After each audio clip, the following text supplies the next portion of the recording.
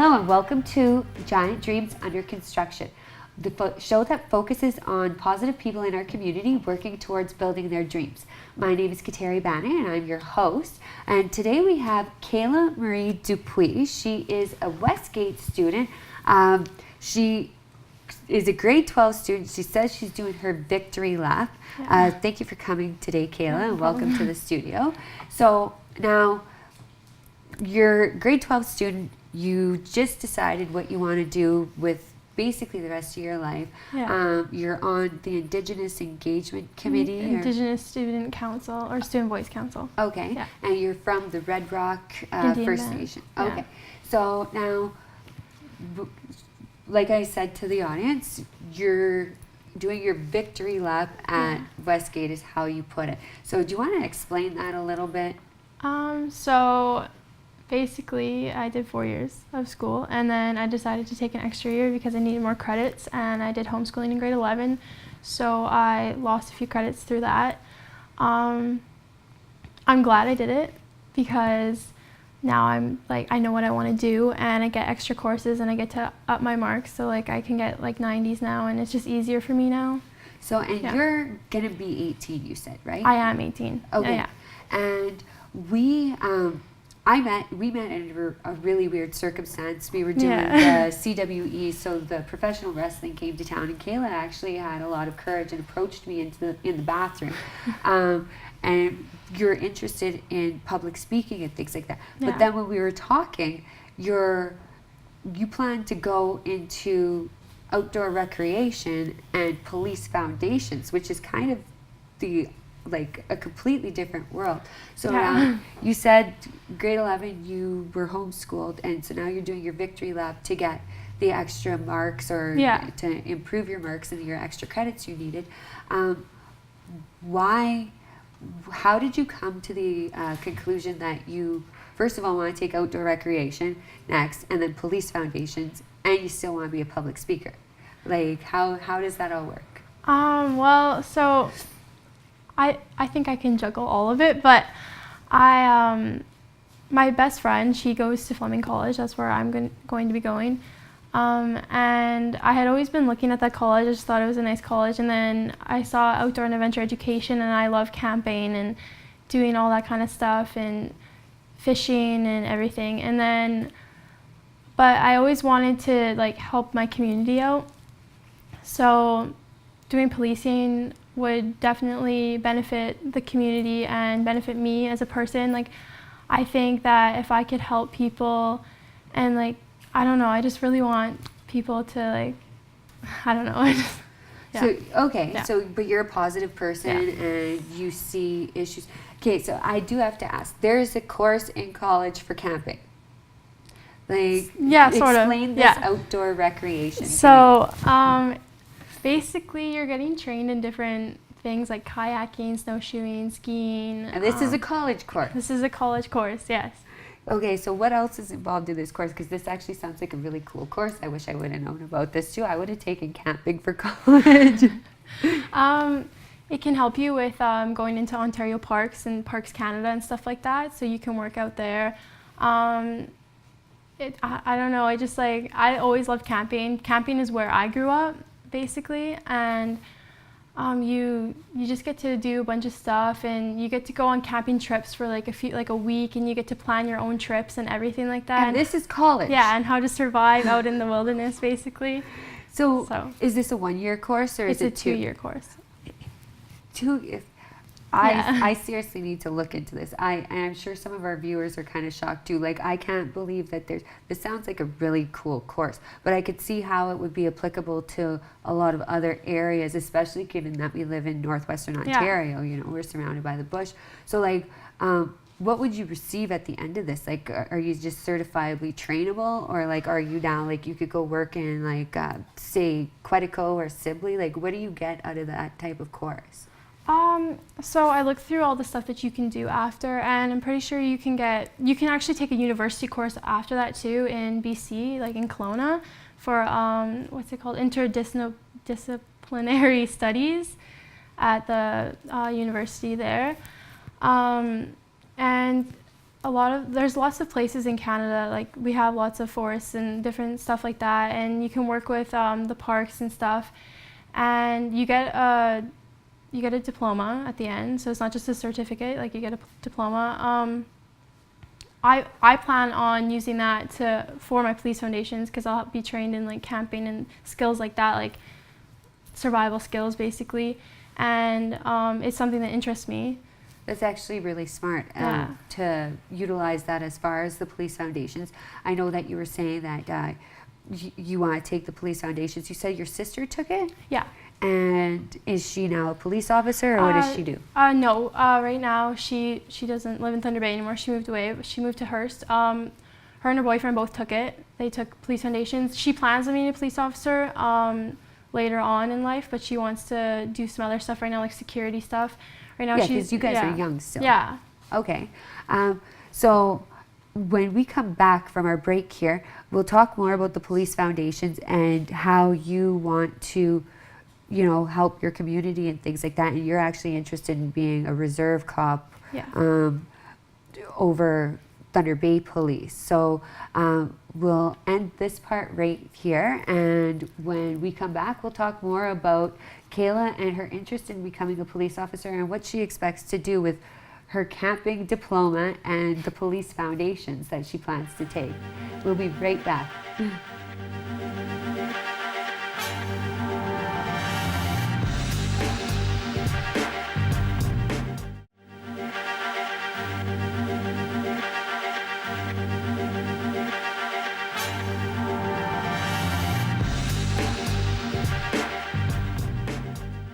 And we're back with Giant Dreams Under Construction. Today we have Kayla Marie Dupuis. She is a victory lapping grade 12 Westgate student. She's going to be taking a camping course at Fleming College. Yeah. And she plans to use that for police foundations. So now, when we left the last segment, you were saying that you want to get into police foundations, you want to work on a reserve as a police officer, and that's part of you taking this outdoor rec course also. So now, why have you chosen, instead of just Thunder Bay Police or head of security or something like that, why have you chosen to want to go to remote locations or to reserves to help with the policing? Well, I feel like a lot of the Northern Reserves and like all the reserves need better police, and they just need better people to help them out there. I feel like lots of the Northern Reserves don't have a lot of like, what's the word I'm looking for, like supplies and like people. They don't have enough like people to help them with their lives, and I don't want to be there to just like punish people. Like, I want to help people. Like, I want people to realize that like they can have second chances, and that just one thing, like one mistake that they make isn't gonna ruin the rest of their lives. Like, I want to help them, and I think that lots of the reserves need people like that. And, yeah. Is it scary for you to know that you'll be putting yourself in a dangerous position, but for the greater good, kind of? I can't say it's scary for me. It's more exciting, because Are you a tough girl? Like, are you kind of? Yeah. Yeah. So you're not too worried, like, if you had to take somebody down, you could? No, or? I'm not worried. No. Okay, so from your experience, what do you know is involved in police foundations? Like, do you have to do a physical? Like, what it's entail? You definitely have to do physical. You have to run a certain amount of time or a length. Like, I haven't really looked into how long, but I know my mom used to have to train for it, because she was in policing. She was trying to become a police officer, and there's a lot of physical like stuff that you have to do. You have to be strong enough, you have to be fast enough. You also have to have really good eyesight too. And then you also have to be smart. Like, you have to have good grades. You have to be logical. Yeah, and you just have to be a good person in the community too. Like, you have to make sure that you're like a good person, and that you show that you like want to be there and you want to help people, not just to do it for like for a the money. badge and a gun, basically, So you're 18. Yeah. For your generation, and I know we have a lot of students that come in from different reserves to go to school here. Yeah. What are some of the common things or complaints that you've heard from people your age that come in from reserves where you feel you might be able to help? Lots of people don't feel like they belong in our schools. I'm part of the Indigenous Student Voice Council at my school, and we talk about how we don't feel welcome in schools, and lots of the people from Northern Reserves or even from the reserve here just do not feel welcome. We feel like we're targeted. How so? I'm from this reserve here, but Yeah. again, I'm slightly older than you, so I'm from a different era. But what are some of the things that you've seen where people might not feel welcome? Because I know racism is a big part of every culture, but which is horrible to say. But what do you see firsthand, especially today, like at your age and in your school? I feel like some teachers target certain kids, especially if they are Native, because they see them as troublemakers maybe, and they hang around maybe with the wrong crowd, but that doesn't mean that they're like into the same things that their friends are into, right? True. And I just think that they're just given a bad rep just for like where they come from. I don't understand why people like basically just do that. Like I don't get why people do that, but Do you feel that it's similar to like socioeconomic, so say somebody who grew up in the East End over somebody who grew up say at River Terrace, do you feel that maybe it's the same type of discrimination, or is it different? I feel like in some ways it's the same. See, I didn't grow up in a big house or anything like that. Like I grew up in a small house. I shared a room with my sister. When I lived in Nipigon, I shared a room with both my sisters. And definitely when you live in a smaller house, different area, like a shadier area, you get treated differently and you're seen as not worthy maybe or not popular enough. Is that just with the kids or is it also with the teachers? I can definitely say with the teachers too. When I went to school back in middle school, I felt like the kids that were more rich or had more friends, I guess, definitely made it onto the sports teams more. Even if you weren't a good player, but you were friends with the people that were, you were more likely to get on the team than a good player that wasn't friends with everybody. Is that your feeling, or is this like on your committee that you're on? Is this something that's discussed? We haven't exactly talked about that, but I feel like lots of people have come up to me saying that, like that it's not even just like the Native kids or like us that get like discriminated or anything. It's just people that aren't as involved with other people at our school, like people that come from low-income families and stuff like that. Well, I can relate because I grew up on Brodie Street. I am from Fort William First Nation, but you and I are kind of the same, where we don't look that Aboriginal. And I hate because there's so many different terms that we have for First Nations. There's Indigenous, Aboriginal, First Nations, Indian, but like we don't look it. But yeah, maybe if we weren't wearing the Adidas or whatever the heck is cool nowadays, DC, whatever it is, you know, is that something? So you're on this committee, but you do relate the stereotypes or the kind of the meanness to whether it's cultural or the economy. That's what you're saying here.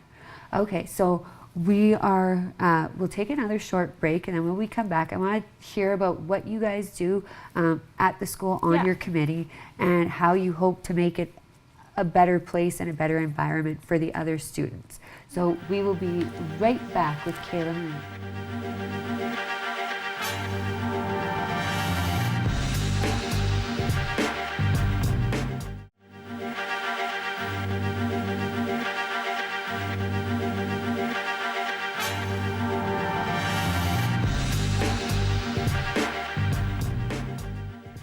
We are back with our final segment of Giant Dreams Under Construction today. Our guest today is Kayla Marie Dupuis. She is a student at Westgate Collegiate Institute, and you are on the Indigenous Student Voice Council.